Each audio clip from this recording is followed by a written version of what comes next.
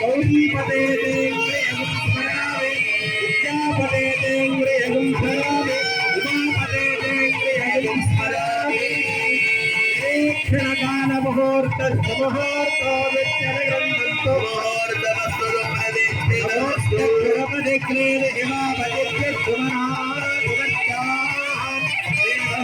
ದೇವಕಾಮಾತ್ರೋ ನಾಶನ್ನೋ ಭವತ್ಯುಪದೇ ಸಂಕಟುಷ್ಪದೇ ನಿರೀಕ್ಷಣಕಾಲೇ ಹರ ನಮಃ ಪಾರ್ವತೇ ಪತಯೇ नीलकंठेश्वर महाराज की पार्वती माता की मनोन्मणि समेत नीलकंठेश्वर परमेश्वर महाराज की ಎಲ್ಲ ಪರಮೇಶ್ವರನನ್ನು ನೋಡಿ ಪ್ರಾರ್ಥನೆ ಮಾಡಿಕೊಳ್ಳಿ. ಸರ್ವದಾ ಸರ್ವಾನುಗ್ರಹ ಮಾಡತಕ್ಕಂಥ ಶಿವನಿಗೆ ಈಗ ಅಮ್ಮನವರನ್ನ ಸಮರ್ಪಣೆ ಮಾಡ್ತಾ ಇದ್ದೇವೆ. ಈಗ ಕನ್ಯಾದಾನ ಅಂತಕ್ಕಂಥದ್ದು ನಡೆಯುತ್ತೆ. ಅಮ್ಮನವರನ್ನ ಸ್ವಾಮಿ ಕೊಡೋದು. ಶಂಕರ ಭಗವತ್ಪಾದಾಚಾರ್ಯರು ಹೇಳಿದ್ದಾರೆ, ಶಿವಶಕ್ತಿಯ ಯುಕ್ತೋ ಯದಿ ಭವತಿ ಶಕ್ತ ಪ್ರಭವಿತು ಅಂತ. ಅಂದ್ರೆ ಲೋಕದಲ್ಲಿ ತಾಯಿ ಜೊತೆಗಿದ್ದಕ್ಕೆ ಈಶ್ವರ ಲೋಕವನ್ನ ಆನಂದಮಯವಾಗಿ ಕಾಪಾಡಿದ್ದಾರೆ ಅಂತ. ಪರಮೇಶ್ವರನಿಗೆ ಟೆನ್ಷನ್ ಯಾಕಿಲ್ಲ ಅಂದ್ರೆ ಅಮ್ಮನವರಿದ್ದಾರೆ ಜೊತೆಲಿ. ಯಜಮಾನರಿಗೆ ಯಾಕೆ ಟೆನ್ಷನ್ ಇಲ್ಲ ಅಂದ್ರೆ ಜೊತೆಲಿ ಅವ್ರು ಹೆಂಡತಿ ಇದ್ದಾರೆ.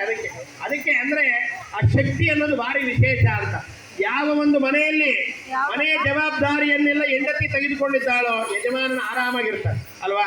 ಈಶ್ವರ ಯಾಕೆ ಆರಾಮಾಗಿದ್ದಾರೆ ಅಂದ್ರೆ ಅಮ್ಮನವರಿದ್ದಾರೆ ಅಂತ. ಅಮ್ಮನವರಿದ್ರೆ ಆ ಈಶ್ವರ ಸರ್ವಾನುಗ್ರಹವನ್ನು ಮಾಡ್ತಾರಂತೆ. ಅಂತ ಅಮ್ಮನವರನ್ನ ಈಗ ಕನ್ಯಾದಾನದಲ್ಲಿ ಸಮರ್ಪಣೆ ಮಾಡ್ತಾ ಇದ್ದೇವೆ. ಮನೆಯ ಹೆಂಡತಿ ರಾಣಿಯಾಗಿದ್ರೆ ಮನೆ ಎಲ್ಲ ಅರಮನೆಯಾಗಿರುತ್ತೆ. ಆ ರೀತಿಯಾದಂಥ ಫಲವನ್ನ ಆ ಪರಮಾತ್ಮ ತೋರಿಸಿದ್ದಾನೆ. ಹಾಗಾಗಿ ಅಮ್ಮನವರನ್ನ ಸ್ವಾಮಿಗೆ ಸಮರ್ಪಣೆ ಮಾಡ್ತಾ ಇದ್ದೇವೆ. ದೇವಲೋಕವೆಲ್ಲ ಆನಂದ ಪಡ್ತಾ ಇದ್ದೀವಿ. ಯಾಕಂದ್ರೆ ನಮ್ಮ ದೇವಲೋಕವಾದಂಥ ಕೈಲಾಸಕ್ಕೆ ಅಮ್ಮನವರು ಬರ್ತಾ ಇದ್ದಾರೆ. ನಾಳೆಯಿಂದ ನಮಗೆ ಊಟ ತಿಂಡಿಗೆ ಸಮಸ್ಯೆ ಇಲ್ಲ, ಬೇಕಾದಂಥ ಸಕಲ ಸೌಭಾಗ್ಯಗಳಿಗೆ ಸಮಸ್ಯೆ ಇಲ್ಲ. ಯಾಕಂದ್ರೆ ತಾಯಿ ಇದ್ದಾಳೆ ಅಂತ. ಒಂದು ಮನೆಯಲ್ಲಿ ತಾಯಿ ಇದ್ರೆ ಎಲ್ಲವೂ ಕೂಡ ಪ್ರಾಪ್ತಿಯಾಗುತ್ತೆ. ಹಾಗಾಗಿ ನಮಗೆ ತಾಯಿಯ ಒಂದು ಅನುಗ್ರಹ ಆಗೋದು ಈ ಕಲ್ಯಾಣದಲ್ಲಿ. ಹಾಗಾಗಿ ತಾಯಿಯನ್ನ ಪರಮಾತ್ಮನಿಗೆ ಸಮರ್ಪಣೆ ಮಾಡ್ತಾ ಇದ್ದೇವೆ. ಎಲ್ಲ ಕೈ ಜೋಡಿಸಿ ಭಕ್ತಿಯಿಂದ ಪ್ರಾರ್ಥನೆ ಮಾಡ್ಕೊಳ್ಳಿ.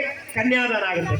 ಕನ್ಯಾದಾನಂಕರಿಷ್ಯೆ ತದಂಗ ಮಹಾಸಂಕಲ್ಪ ಪುರಸ್ಸರ ಕನ್ಯಾ ಸಮರ್ಪಣಂಕರಿಷ್ಯೆ. ಕನ್ಯಾದಾನ ಕಾಲೇ ಪಾರ್ವತಿ ಪರಮೇಶ್ವರ ಪ್ರೇತ್ಯೆ ರೇವತಿ ರಾಗಂ ಶಂಭೋ ಶಿವಶಂಭೋ ಶಿವಕೀರ್ತನ.